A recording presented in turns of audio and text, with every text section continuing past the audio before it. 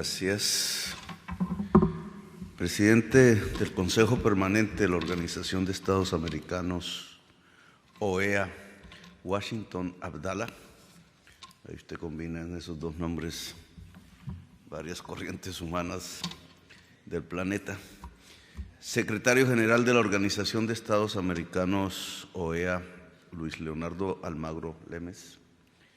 Secretario General Adjunto de la Organización de Estados Americanos de la OEA, Néstor Méndez. Ministro de Relaciones Exteriores de la República de Colombia, Álvaro Leiva Durán. Embajadoras y embajadores permanentes ante la Organización de Estados Americanos, OEA. Funcionarios del Gobierno Nacional de Colombia aquí presentes, medios de comunicación colombianos e internacionales. Un saludo a todas las personas que nos acompañan en el día de hoy.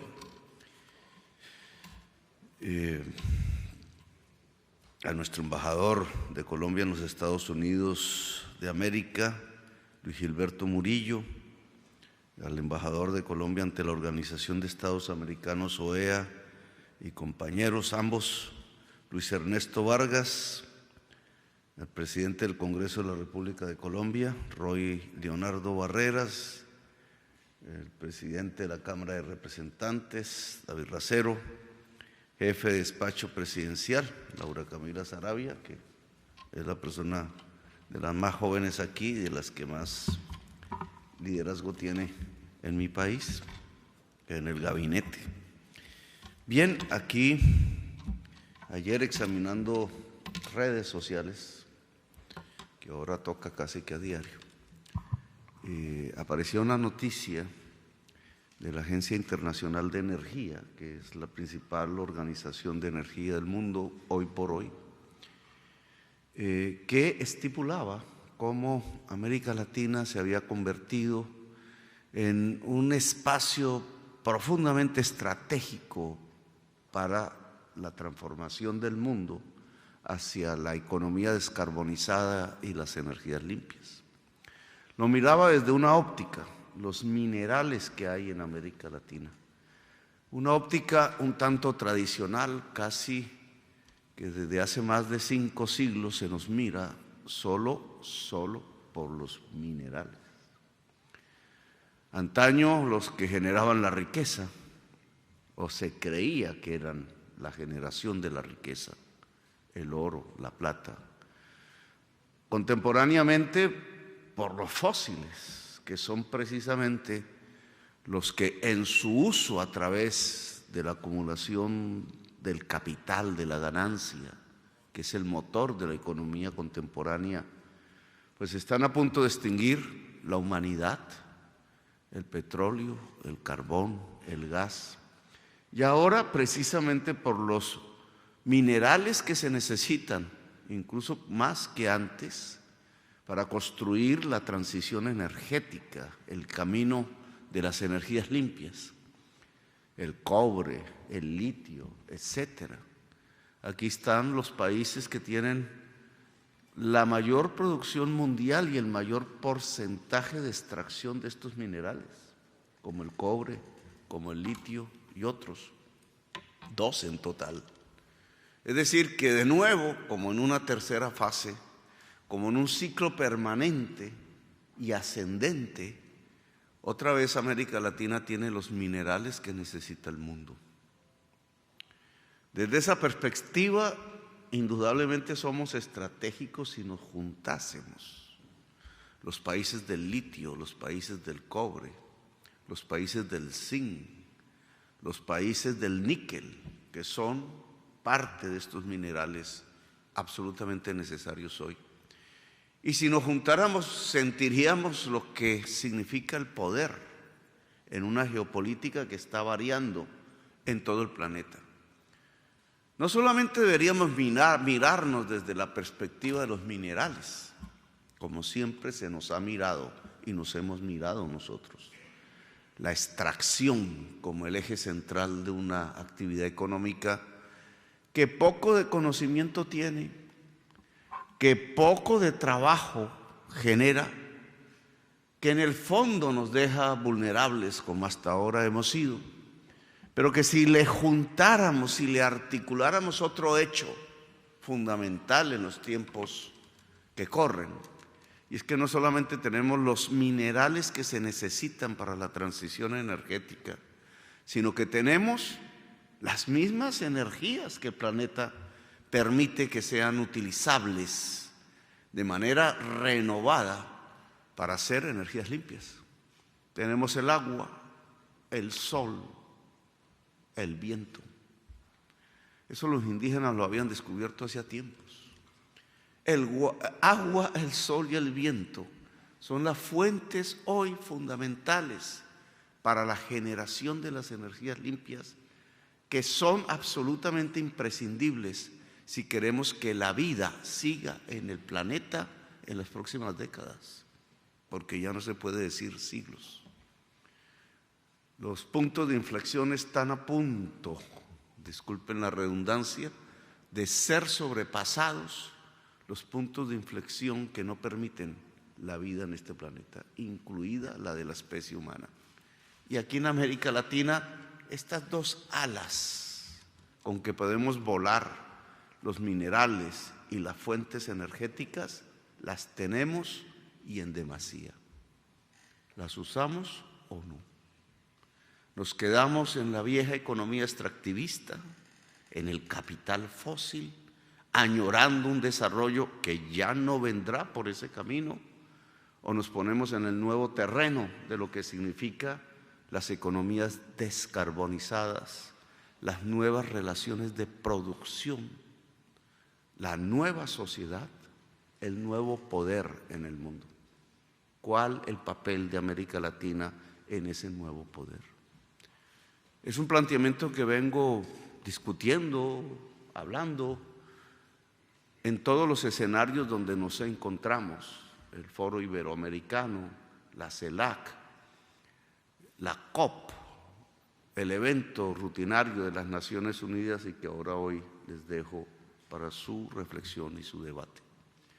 Claro que no solo de economía podemos hablar, no solo de las nuevas posibilidades que escuelas de pensamiento económico latinoamericano como la vieja CEPAL hoy deberíamos reconstruir o potenciar o crear, porque esta es la época de América Latina si lo queremos. Esa es la economía descarbonizada donde América Latina puede ser. Es en la vida donde América Latina puede ser. No por nada le pusimos como consigna al gobierno y a la campaña electoral que me llevó a este gobierno, el que podemos ser potencia mundial de la vida. Es por esto, y no lo podemos hacer solos. Tampoco lo podemos hacer desde autoritarismos, desde dictaduras. La OEA es parte de un esfuerzo quizás muy parcial, quizás con muchos límites de la construcción de un proyecto democrático en América.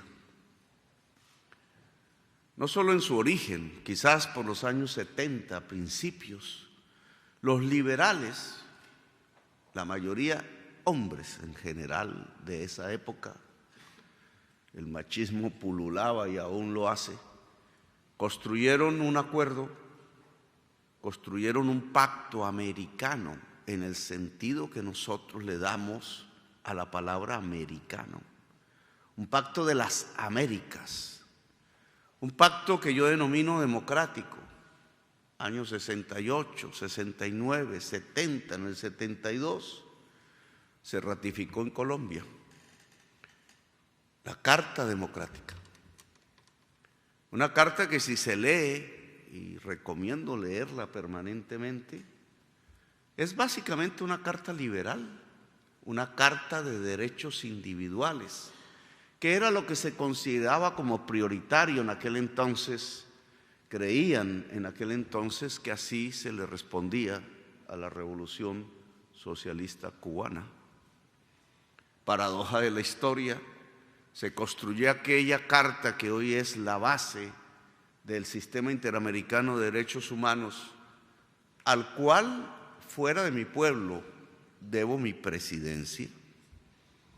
porque alguien se sentó aquí a nombre de mi país unos años después que me quitó como funcionario administrativo, no judicial, mis derechos políticos casi que de por vida, un fascista, y destruyó incluso la posibilidad del recambio político de Colombia.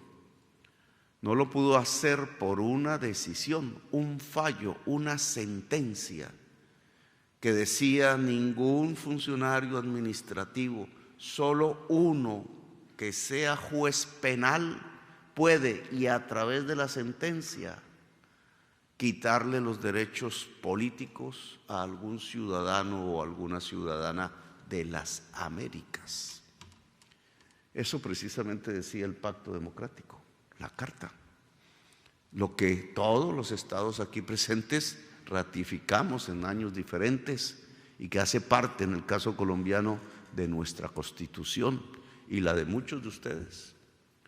La Carta constitutiva de un proyecto democrático para Colombia, para Perú, para Venezuela, para el Uruguay, para cualquiera de nuestros países, el proyecto democrático para las Américas.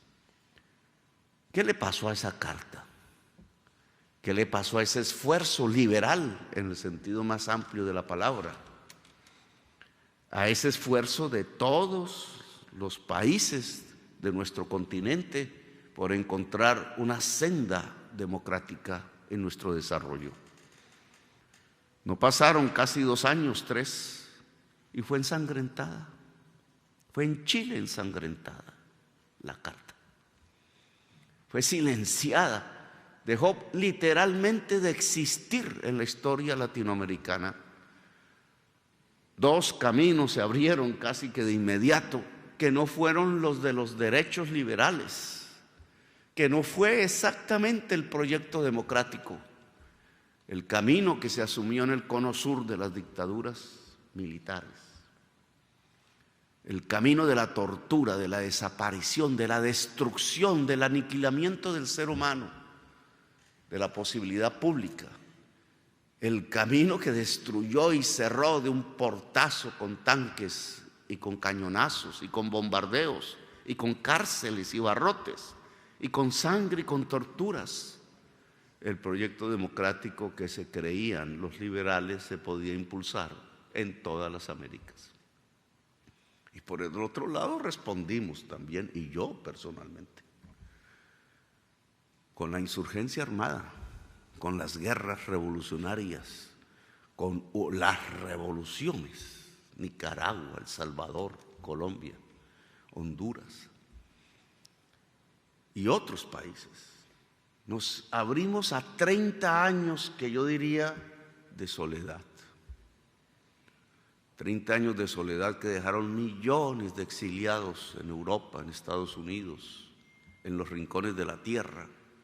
30 años de soledad que nos separaron como pueblos hermanos, que nos dejaron heridas y cicatrices que aún incluso, por lo menos en Colombia, no se borran, que nos llevaron a las armas y a la violencia, desde el Estado o contra el Estado, que nos llevaron a sociedades del miedo, del pánico, del terror, de lo que pasaría a las 4 o 5 de la mañana si se oía un camión en la puerta, que nos llevaron a pensar que la democracia era una simple ilusión, que ese proyecto y esa carta que la mayoría de los latinoamericanos no leímos, sino hasta ahora, no existía, que no había una posibilidad democrática para la América Latina, que nuestro destino era confrontarnos, incluso con las armas, como se enfrentan hoy muchos pueblos en otras partes del mundo.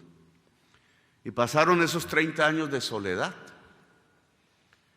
Y apareció una primavera, como siempre, después de las tormentas. Flores aquí, flores allá, decisiones populares, equivocaciones, búsquedas, la libertad renaciendo entre las grietas. La libertad y la democracia. Una democracia que no es la misma europea, que no es exactamente la misma norteamericana, que no es propiamente occidental porque estamos cruzados por las culturas y los vientos de la diversidad de la humanidad del mundo. Porque somos eso, una riqueza diversa, donde se nos cruzan entre los apellidos, presidente, y sobre todo entre las sangres, los diversos rincones del planeta, en este rincón también del planeta que llamamos las Américas. Y así fue creciendo el mundo de hoy para nosotros. Después de dictaduras y después de guerras, construyéndose a partir de la palabra paz, de la palabra justicia social y de la palabra democracia. Y la Cartica de los años 70 revivió. Y nosotros ahora, en los cargos que tenemos desde nuestros pueblos, podemos o volverla a romper o fortalecerla. La Carta Democrática, la de los derechos individuales liberales, sí, que habla de libre expresión, que habla del voto secreto, que habla de los derechos políticos, pero también la podemos enriquecer y se los propongo. Este mundo de hoy no es exclusivamente de derechos liberales. El esfuerzo constitucional colombiano y muchísimos otros latinoamericanos busca la ampliación de los derechos más allá del límite del individuo sin desconocerlos. No niega el liberalismo, lo recoge, lo enriquece y lo proyecta hacia otras esferas de la sociedad. Ahora hablamos del derecho a la mujer, del derecho de la igualdad de la mujer, de las mujeres en plural, la igualdad de género. En ese entonces no se hablaba al respecto, no está en la Carta Democrática. En este momento hablamos de los derechos de la naturaleza, porque nos hemos dado cuenta que, como decían los indígenas ancestrales, si no hay un equilibrio con la naturaleza, dejamos de existir. Por tanto, esa naturaleza, lo otro a nosotros, la otra vida, tiene derechos que han sido consignados aquí y allá, y en algunos fallos empiezan a aparecer el derecho del río, el derecho del animal, el derecho de la vida, sin el cual la especie humana no puede existir. La crisis climática hoy nos demanda que podamos entregarle derechos a la naturaleza. ¿Dónde están? En nuestra Carta Democrática.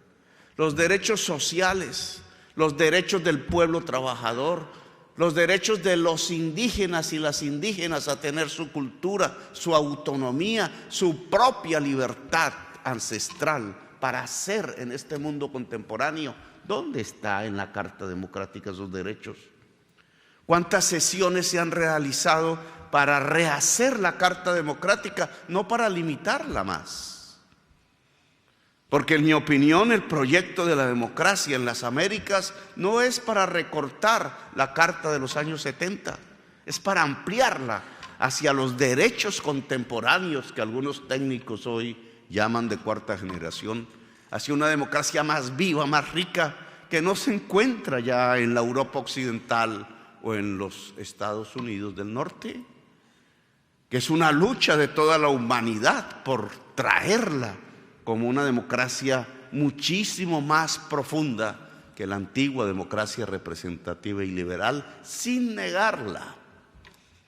América Latina puede ser el vocero mundial de ese nuevo proyecto democrático, indudablemente revolucionario, cuando hoy nos quieren inundar en los tiempos de la extinción de la humanidad en años de guerra, en años de sangre, en años de pobreza, en años de hambre, en años de enfermedad, en años de crisis, como decían en Davos, la policrisis, que es la crisis de la existencia de la civilización humana, cuando empieza a percibir que los tiempos de la extinción están a la vuelta de la esquina, si caminamos a ciegas hacia allá. Yo les propongo rehacer la Carta Democrática. Y en el camino de rehacer la Carta Democrática, arreglar nuestras cuentas. Indudablemente no solo yo fui víctima de una ruptura de esa carta cuando se me quitaron mis derechos políticos, que recuperé gracias a una sentencia. Por eso creo en ese sistema, entre otras cosas. No, han sido miles y miles de latinoamericanos y latinoamericanas. Y la crítica no es hacia un lado sin mirar el otro lado, polarizándonos y destruyendo el mismo contenido, lo que significa un pacto democrático. Claro que sí me interesa, y lo estoy luchando, que Venezuela reingrese al sistema interamericano de derechos humanos. Claro que deberíamos conversarlo con Cuba, que nunca estuvo. Se construyó incluso contra los proyectos que se construían en la sociedad cubana. Pero no miramos Perú, entonces. ¿No hay allí un presidente preso sin sentencia judicial, sin sus derechos políticos?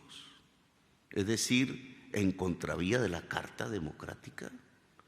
Nuestros sistemas jurídicos, no solo los de nuestros, los de allí, los de los vecinos, aún no están recortados de tal manera o construidos de tal manera que contradicen la Carta Democrática, que se pueden echar presidentes electos porque sí, porque no tienen la mayoría en el Congreso, cuando son electos por el pueblo.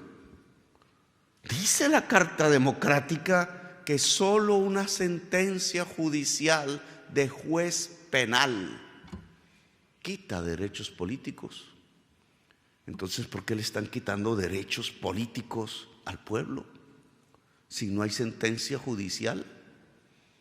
No lo vemos, no lo vimos en Honduras, no lo vimos en el Paraguay, no lo vimos en Brasil, no lo estamos viendo ahora en Perú. ¿No podría suceder en Colombia o en otro país cualquiera de los que aquí presentes? ¿No estamos vulnerando el pacto democrático de las Américas? En lugar de ir hacia una carta más amplia de derechos, de profundización de la democracia, hacia un proyecto democrático que haga de América Latina el gran faro mundial de la razón y de la libertad. ¿No estamos yendo hacia atrás? Hacia retraernos en la historia para que de nuevo los tanques disparen y las cárceles se llenen y las gentes humildes caigan ensangrentadas en las calles simplemente por pedir el derecho a existir y el derecho a tener derechos? Yo invito a la reflexión, no invito a que nos confrontemos aquí, sino más bien a que nos reencontremos aquí en el camino democrático.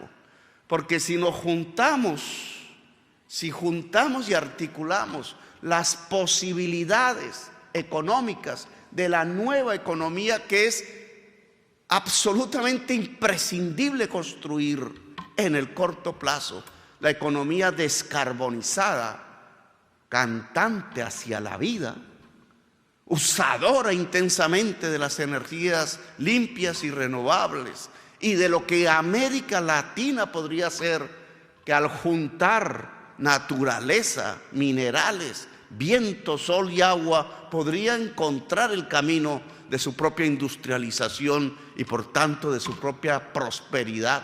Si eso es así desde el terreno económico, ¿cómo seríamos si nos articuláramos a un profundo proyecto democrático del que tenemos en la realidad unos primeros peldaños dados, como el que se expresa en la vieja Carta Democrática Liberal? Si la profundizáramos, si la democracia fuera el proyecto profundo de la América Latina, juntar ese mundo político con ese mundo económico que se abre, yo creo que nos abre el gran sendero del que hablaba Allende, entre otras cosas, el gran sendero de las transformaciones, el gran sendero del nuevo papel que las culturas, que como sangres cósmicas, podríamos decir, como decía Vasconcelos, se juntan en este rincón del planeta, podría ser el sendero precisamente para demostrar que es posible y que es real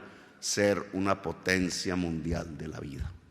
Gracias, muy amables, por haberme escuchado.